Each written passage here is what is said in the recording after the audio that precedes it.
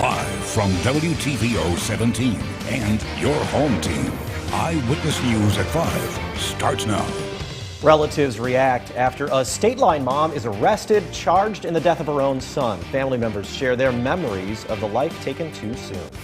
Plus, a new deal will bring big business to Rockford's airport. We'll look at what it could mean for local workers. And local college students get in line to get vaccinated. Some of them explain why they're ready for a dose. Good evening, I'm Mimi Murphy. And I'm Eric Wilson. The Ogle County woman accused of killing her young son appears in court for the first time. Sarah Safranek faces multiple charges, including 5 counts of first-degree murder. Safranek walked into court this morning shackled and wearing an orange prison uniform. A judge read her rights, went over the charges and the possible penalties. Safranek was appointed a public defender. She was arrested yesterday. Investigators say the 34-year-old suffocated and killed 7-year-old Nathaniel Burton. Her bond is set at $2 million. Safranek is due back in court May 5th. The arrest of Sarah Safranek is bringing some relief to the family of Nathaniel Burton. Alexis Carpello spoke with Nathaniel's aunt and grandfather. They tell Alexis they wish they had more time with him. We had our time cut really short with him. Caitlin West and Troy Safranek, Sarah Safranek's sister and father, never thought they would lose Nathaniel Burton at only 7 years old. She has said from the very beginning when he was very young that she felt disconnected from him. She didn't really want him. West says Nathaniel spent time with a foster family, and that's when he was the most stable. I believe that was where he was safe, he was loved, he was 100% cared for, and I knew it that as long as he's there, he will be fine. He'll have a great life, and he might actually have a chance. She even testified in court for the foster family to gain full custody of Nathaniel. We've always wanted what's best for all of our kids, and especially Nathaniel. This feels like half justice. There's been some justice with all this, but Sarah being my daughter and her being incarcerated at this point is only half the justice. Now they're holding on tight to the memories they shared with him. Nathaniel was always a good kid. He always loved playing with the kids. We would get together for Christmas, and him and my son are really close in age, and they would always play together, and he was so kind. He was so just full, and just he would have energy forever and just go and go and go once he knew you. Reporting for your home team, I'm Alexis Carpello. An hours-long standoff ends peacefully after a man wanted for a weekend shooting in Loves Park is found in a local hotel. Matthew Ronan surrendered after holding police at bay for 7 hours. Early this morning, police got a tip he was staying at the Days Inn on Lyford Road. Cherry Valley Police and Winnebago County Sheriff's deputies responded. Police say he was armed. About 40 guests were staying at the hotel at the time. They were relocated during the standoff. SWAT and negotiations teams were brought in. Hours later, Ronan was taken into custody. No one was hurt. Once again, the SWAT team and the negotiation teams, which are 2 different units working together to make sure that we have a good conclusion. And it's just a matter of just slowing down and talking through and developing that rapport with whoever that person is. Ronan is being held on a $500,000 bond. Could be months before we hear results from investigators looking into a pair of local police-involved shootings. That's according to Winnebago County State's Attorney Jay Handley. He and members of the Winnebago-Boone County Integrity Task Force gave an update on the cases. All key evidence from both incidents are now in the Illinois State Police Crime Lab's hands. After the recent release of dash and body cam video, Handley addressed whether a fair trial can be held if any charges are filed. Those arguments have happened before, but I think some of those decisions are still yet to be determined. As I stand here right now, I don't believe anyone's constitutional rights have been violated by the release of those videos. State's Attorney Handley says his office is also in the process of creating a Facebook page. He says social media will help him share information with the community. More big business is flying into Rockford's airport. AAR announced today it's reached a deal with United Airlines. The company will perform airframe maintenance on United's Boeing 737 fleet. Planes will be worked on at AAR's maintenance, repair, and overhaul facility. 250 jobs will reportedly be added as a result. The deal runs through 2025. AAR's MRO facility first opened back in 2016. The news comes at a time when the number of people out of work in the Rockford region is still high. In March, the unemployment rate was just over 8%. It was just above 6% a year ago during the same time. The national average sits at 6%. 8,100 jobs have been lost over the last year. Most of those were in leisure and hospitality. That sector was hit hardest by COVID-19 mitigations. Our region's COVID positivity rate is slowly starting to slide back down after spiking this month, but there is still a big concern about hospitalizations. The positivity rate for Region 1 is 6.6%. That's the lowest it's been for nearly 2 weeks. The number of people in hospitals continues to rise, so are intensive care patients. In fact, the IDPH reports there are only 30 ICU beds open in the entire region out of 182. That's about 16%. New numbers from the Winnebago County Health Department show 98 COVID-19 patients just in Rockford hospitals. That's 10 more than yesterday. Many of the patients are younger than those who ended up in the hospital last year.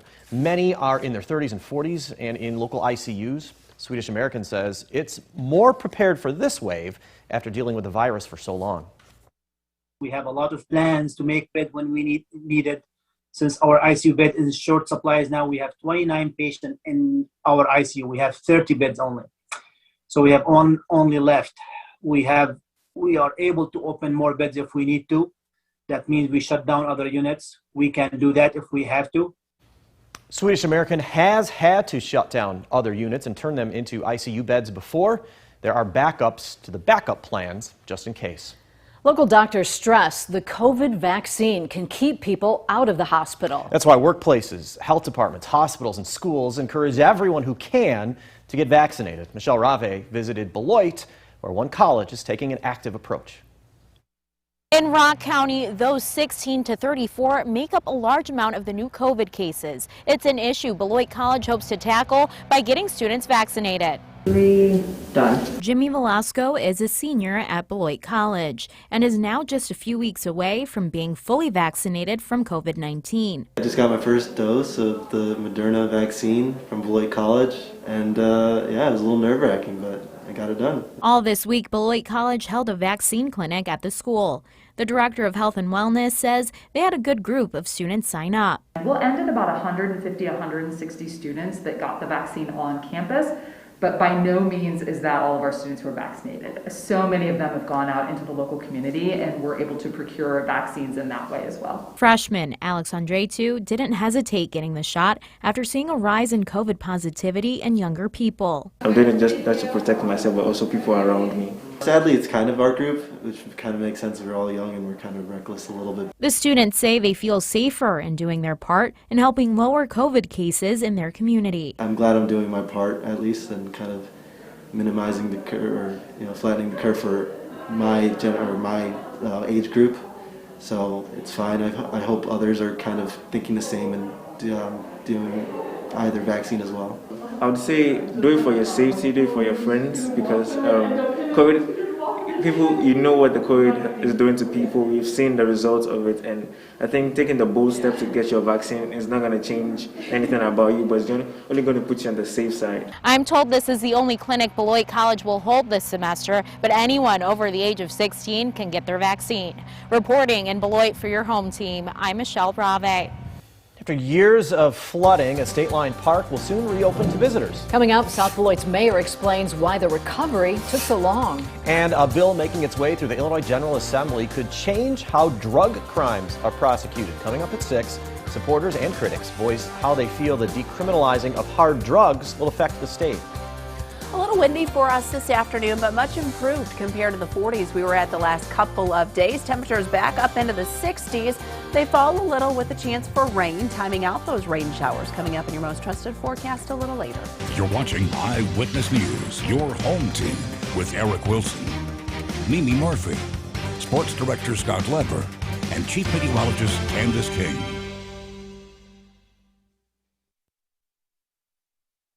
Now, your first warm weather forecast with Chief Meteorologist Candice King. Well, after a little bit of a chilly start this morning, temperatures warmed quite nicely compared to the upper 20s we woke up to this morning. 32 our low temperature in Rockford, 29 in Freeport, 32 in Monroe, and down to 27 in Janesville. Might have had a little patchy frost out there too this morning, but with the sunshine and that strong wind, temperatures warmed quickly. Upper 50s, low 60s for us. Currently sitting at 62 in Rockford, 58 in Freeport, 60 in Monroe, and 57 right now in Dixon. Wind still a little on the breezy side, and that wind will stay with us not only through the evening but also during the overnight, and then picking back up from the southwest during the afternoon tomorrow. Part of the reason why we were able to see such a jump in our temperature is how dry our air mass has been. Dew point temperatures in the 20s with that high pressure sinking to the south, so a very dry air mass allowing that big range from where we started off at this morning to where we ended up at here this afternoon.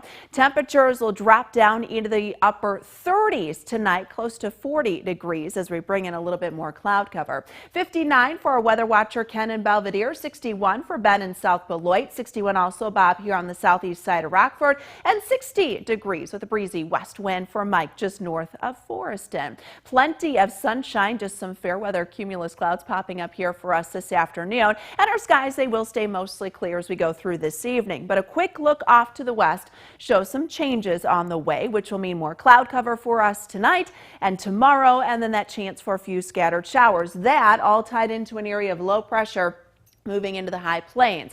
That low will pass mostly to the north of us during the day tomorrow, but we pull in a little bit more moisture as we go through the afternoon. So we'll stay clear through about midnight, 1, 2 o'clock. Once we get after that, though, the chance for the cloud cover increases. We're going to stay dry for the night. Heading into sunrise tomorrow, could see a couple of sprinkles out there. Pushing back the rain chances just a little bit for tomorrow. Yesterday thought they could come in mid to late morning. Now we might hold off until close to the noon hour just because that dry air we have right now going to stay fairly strong. So that might eliminate at least initially some of those showers. But look what happens going into the afternoon. We've got a few more scattered showers during the afternoon, picking up a little more into the evening, and then we'll hold on to a couple of scattered showers Friday and then going into Saturday. Now Saturday we've got the chance for rain. Right now looks like the heaviest falling just a bit further to our south. So really seeing a lot of that lining up south of Interstate 80 and 88 during the day on Saturday. Still some scattered showers, at least for the first half of the day, but then we're expected to dry out once we get into Saturday night. Sunday will be a little cooler, but we should see a return of sunshine. So 39 degrees, that's where we head for the overnight. Still pretty breezy out there this evening. Cloud cover increases. Temperatures take a little hit tomorrow just because of the cloud cover and the scattered showers for the afternoon. Highs will make it right around 56. We're close to 60 both Saturday, same thing on Sunday. Might see a little more cloud cover, especially to our northwest during the day on Sunday, and that's because we've got a series of warm fronts coming in. First one coming in Sunday night, so we're 41. Next one coming in on Monday, 72. Most of Monday looking dry, a little more cloud cover. There you go. We've got 80 degrees on Tuesday. Showers, thunderstorms, though, that could increase Tuesday into Wednesday, and then we drop back down near 60 by next Thursday. It's still nice to be surprised by a temperature going this way instead of a temperature going this way. We'll take it. Thank you, Candice. Scott's in next to talk sports. He'll give us some thoughts on what to expect tomorrow night when Harlem and East play for the Nick 10 football championship and keys for both teams. Now, the Napleton Sports Desk with Sports Director Scott Leber. Tomorrow night, Harlem and East will battle it out for the Nick 10 championship in football at Swanson Stadium. Ironically, these are the same two schools that met in the basketball championship game in March. East won that game. Well, these two teams are opposites on offense. The Arabs come out running the football, and they keep running the ball no matter what the score or the situation. And they've never been better equipped to run the ball under Gary Griffin than they are this season. They have the best running back in the conference in C.J. Berry, and then 4 other backs who could possibly slot in as top 10 backs in the conference. The depth and athleticism on this team is outstanding on both offense and defense, especially in the defensive secondary with big Shamar Holt roaming around back there. Now, the Huskies will come out throwing the football. They have a run component to their offense, but their best run component is also the guy who throws the ball, James Cooper Jr. and he'll be throwing it most of the time. When you've got an arm like his and a great trio of receivers like he has, you'd be crazy not to throw the ball. Coach Moynihan doesn't overthink it. He knows what he has in those kids, and he lets them air it out. The Huskies on defense have looked really good at times, like from the second quarter on against Tonaniga. Not so good at other times, like in last week's game against Prairie Ridge when they gave up 42 points. Now, here are my keys for the E-Rabs in this game. They have to be able to run the football and move the chains. Keep the ball away from Cooper or they're done. Harlem's defense will stack up to defend the run, so East will need to use some misdirection to try to keep Harlem's defense honest. And a few flare passes to the flats would help. East defense must get pressure on Cooper and not allow the deep balls. Force the Huskies into long drives and hope they make some mistakes. And don't fall too far behind. Since East doesn't pass, the E-Rabs are not a come-from-behind team. My keys for Harlem: stop the run. That's the big one. The others are limit turnovers and mistakes on offense. Mistakes will allow the E-Rabs to hang in there. And cover well on special teams. Don't let the E-Rabs athletes break those long returns. I've got the Huskies winning this game. They are more battle-tested with their tougher schedule. But East athletes are for real, and if the Huskies don't show up ready to play, they'll get hit in the mouth. That's my take. We'll be right back. First Warning Interactive Radar brought to us by Rockford Auto Glass and More. Skies will stay clear here for much of this evening. Cloud cover increases, though, heading into the overnight tonight, and then we could see a couple of sprinkles by sunrise tomorrow. Temperatures down to about 39 degrees tonight, up to 56 with a little bit more cloud cover and a few scattered showers, especially for the afternoon and evening. Some of those will linger into the first half of the day on Saturday, but could get some frost Saturday night, especially if our wind lightens up. If we don't see the wind lighten up, then that chance won't be there. 58 on Sunday, a lot warmer though, a little more wet too next week. A broad range of temperatures across the day. Thanks, Candice. Stay safe.